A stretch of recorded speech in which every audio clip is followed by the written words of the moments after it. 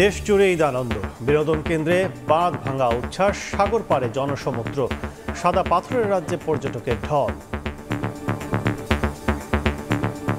ঈদের খুশিতে আসলাম সময় কাটাতে ফ্যামিলিকে নিয়ে। আমরা অনেক এনজয় করতেছি। প্রচন্ড গরম রয়েছে, ভিড়, বাট তাও প্রচন্ড এনজয় করতেছি, ভালো লাগতেছে। ঈদের ছুটি মানে কক্সবাজার। সমুদ্র মানুষকে বারবার টানে তার কাছে আসার জন্য। বাবা মার হাত ধরে পশু পাখির সান্নিধ্যে ছোট্ট সোনামণিরা, চিড়িয়াখানায় লাখো জনসমাগম। ভালো লাগে, বাঘ দিচ্ছি, আবার জিরাফ দেখছি। ভালো লেগেছে হচ্ছে বাঘটা, যখন দেখলাম এত সুন্দর, পরে আমরা বলছি আবার আসবো। পাখি দেখছি, তারপর বান্দর দেখছি। বাচ্চাদের মাঝে আসলে নিজেকেও বাচ্চা বাচ্চা মনে হয়। দেখছিলেন প্রধান শিরোনাম। রাত 11টার সময় সঙ্গে আছি আমি কাজল আব্দুল্লাহ। এবার অন্যান্য শীর্ষ সংবাদ।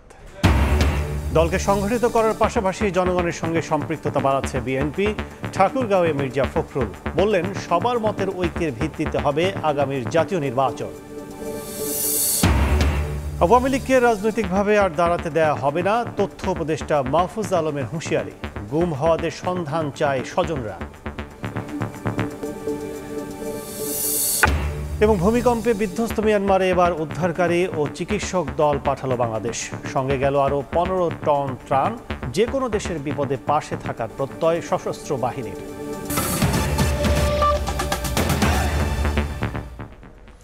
ঈদের দ্বিতীয় দিনে পর্যটকদের ঢল নেমেছে বিনোদন কেন্দ্রগুলোতে, পরিণত হয়েছে উৎসবের রাজ্যে। নেচে গিয়ে বাঁধ ভাঙা উচ্ছ্বাসে মেতে উঠেছেন হাজার হাজার মানুষ। হই হুল্লোড়ে মাতোয়ারা বাঁধহীন উচ্ছ্বাস বলে দিচ্ছে, ঈদ আনন্দে হারিয়ে যেতে নেই মানা।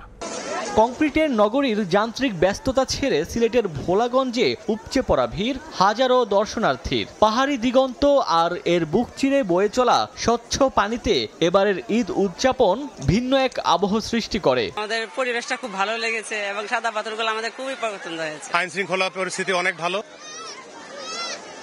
উৎসবের ছোঁয়া লেগেছে নওগাঁর পাহাড়পুর বৌদ্ধ বিহারেও। দর্শনার্থীদের পদচারণায় মুখর ঐতিহাসিক দর্শনীয় স্থানটি। প্রাচীন ইতিহাস, ঐতিহ্য আর প্রত্নতাত্ত্বিক নিদর্শনে মুগ্ধ পর্যটকরা। ওমর ফারুক, সময় সংবাদ। এদিকে বাবা মার হাত ধরে জাতীয় চিড়িয়াখানায় ঢল নামে ছোট্ট সোনামণিদের। ঈদের দ্বিতীয় দিনে সেখানে ভিড় করেন লাখো দর্শনার্থী। এছাড়া পরিবারকে সঙ্গে নিয়ে রাজধানীর বিভিন্ন বিনোদন কেন্দ্রে ভিড় করেন নগরবাসী। দর্শনার্থীদের পদচারণায় মুখর হয়ে ওঠে জিয়া উদ্যান ও হাতির ঝিল।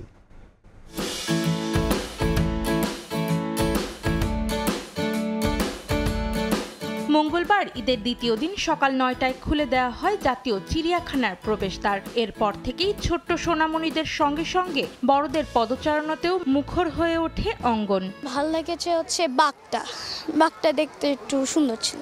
হাতে আমার ভালো লাগে। বাচ্চাদের মাঝে আসলে নিজেকেও বাচ্চা বাচ্চা মনে হয়। ঈদের আনন্দটা আরো বেশি মনে হয়। ঢাকার মধ্যে খুব ভালো জায়গা এবং কি বিভিন্ন পশু পাখি দেখে খুব খুশি।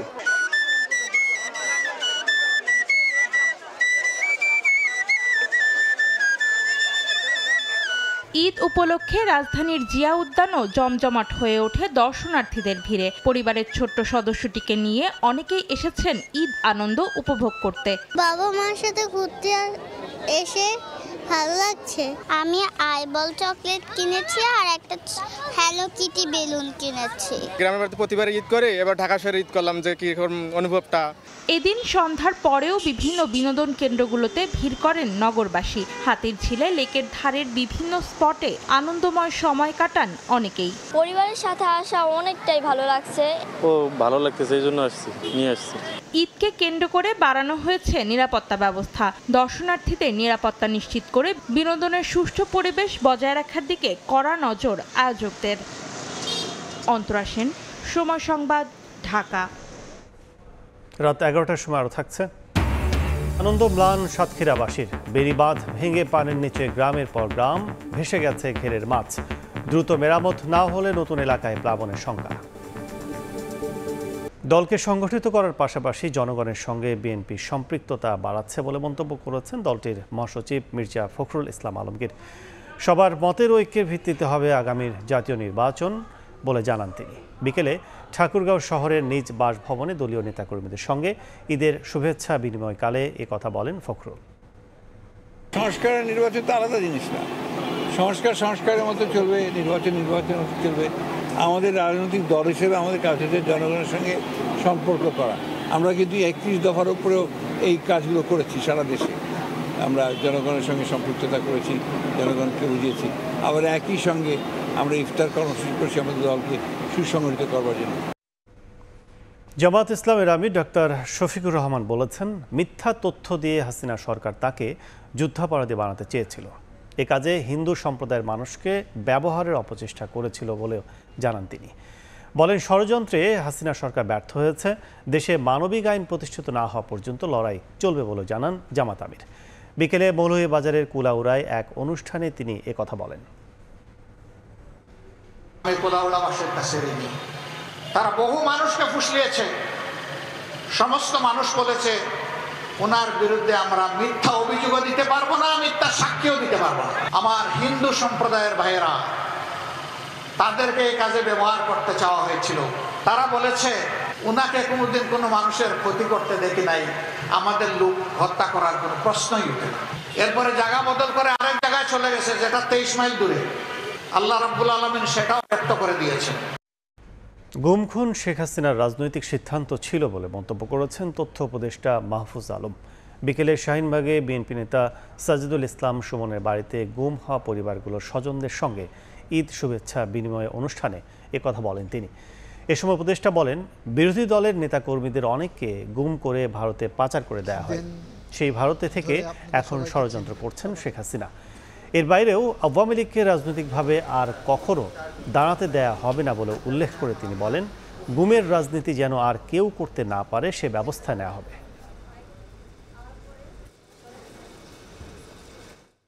সরকারের উদ্যোগ চলমান আছে, সরকার হয়তো উদ্যোগ নিতে পারে, কিন্তু এটার সংখ্যা এত বেশি, অধিকাংশ ফ্যামিলি আসলে কাউকে খুঁজে পায় না। তো এটা আসলে আমরা যেটা দেখেছি যে গুম কমিশন বলেছে যে অনেকে গুম করে ভারতে পাঠিয়ে দেওয়া হয়েছে।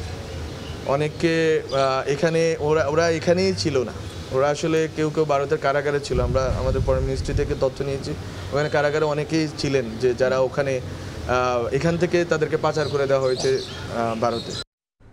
দেশে বিদেশি বিনিয়োগ নিয়ে যখন উঁকি দিচ্ছে শঙ্কার কালো মেঘ, তখন চীনের পাশে থাকার প্রতিশ্রুতি খুলেছে সম্ভাবনার দুয়ার। প্রধান উপদেষ্টার সফরে $1 বিলিয়ন বিনিয়োগের অঙ্গীকার করেছে প্রায় 30টি চীনা কোম্পানি। এমন ইতিবাচক মনোভাব বাংলাদেশকে উৎপাদনের হাবে পরিণত করতে ভূমিকা রাখবে বলে আশা বিশ্লেষকদের। স্বল্পোন্নত থেকে উন্নয়নশীল দেশের যাত্রায় দরকার ব্যাপক বিদেশি বিনিয়োগ, অথচ গত কয়েক অর্থ বছরে প্রাপ্তির হিসেবটা নামমাত্র। সবশেষ চলতি অর্থ বছরে দুই প্রান্তিক মিলিয়ে বিদেশি বিনিয়োগের পরিমাণ মাত্র $21 কোটি। এমন বাস্তবতায় চীন সফরে যান প্রধান উপদেষ্টা ডক্টর মোহাম্মদ ইউনুস। শীর্ষ চীনা কোম্পানির প্রতিনিধিদের নিয়ে বৈঠক করেন তিনি। বাংলাদেশ ব্যবসার জন্য কতটা উন্মুক্ত তা তুলে ধরা হয় এই বৈঠকে। আমরা আশা করছি চাইনিজ ইনভেস্টমেন্ট অনেক ম্যাসিভলি বাংলাদেশে আসবে। চীন সরকার ও চীনা কোম্পানিগুলোর কাছ থেকে $2.1 বিলিয়ন বিনিয়োগ, ঋণ ও অনুদানের প্রতিশ্রুতি পেয়েছে বাংলাদেশ। প্রেস সচিব জানান, বাংলাদেশে বিনিয়োগে চীনা উদ্যোক্তাদের উৎসাহিত করার আশ্বাস দিয়েছেন প্রেসিডেন্ট শি জিনপিং। বিনিয়োগের সহায়ক পরিবেশ এটি যদি একটা বার্তা দেয়া যেতে বাইরে তাহলে দেখা যাবে চীনের বাইরেও কিন্তু জাপান আছে বা অন্যান্য যে সমস্ত দেশগুলো আছে তারাও কিন্তু বাংলাদেশে বিনিয়োগে আগ্রহী হবে। দেশীয় উদ্যোক্তারা বলছেন, চীনা বিনিয়োগে দ্রুতই বাড়বে কর্মসংস্থান, তবে অর্থনীতিতে কতটা প্রভাব পড়বে তা জানতে সময় লাগবে। ব্যাপারটা যদি এরকম হয় যে 100% র মেটেরিয়াল বাইরে থেকে আসছে, বাংলাদেশের প্রসেস হচ্ছে এবং এটা আবার বাইরে চলে যাচ্ছে এবং ট্যাক্স ওয়েভারের কারণে আসলে ট্যাক্সও আয় হচ্ছে না, শুধুমাত্র তারা যখন মজুরি দিচ্ছেন কিংবা তাদের ম্যানেজমেন্টকে যখন স্যালারি দিচ্ছেন বাংলাদেশে, সেটার বাইরে আসলে খুব একটা তখন আমাদের ইকোনমি থাকে না। চীনা বিনিয়োগে বাংলাদেশে উৎপাদিত পণ্য রপ্তানি বাজারে সহজে পৌঁছে দিতে মোংলা বন্দরের সক্ষমতা বাড়াতেও ঋণ দিচ্ছে বেইজিং। MS আরিফিন, সময় সংবাদ, ঢাকা।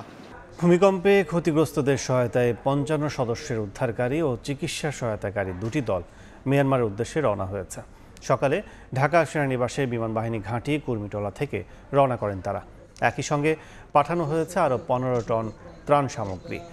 এক সংবাদ সম্মেলনে সশস্ত্র বাহিনী বিভাগের অপারেশন ও প্ল্যানিং পরিদপ্তরের মহাপরিচালক ব্রিগেডিয়ার জেনারেল মোহাম্মদ আলিমুল আমিন জানান, দুটি দলই 15 দিনের জন্য যাচ্ছে।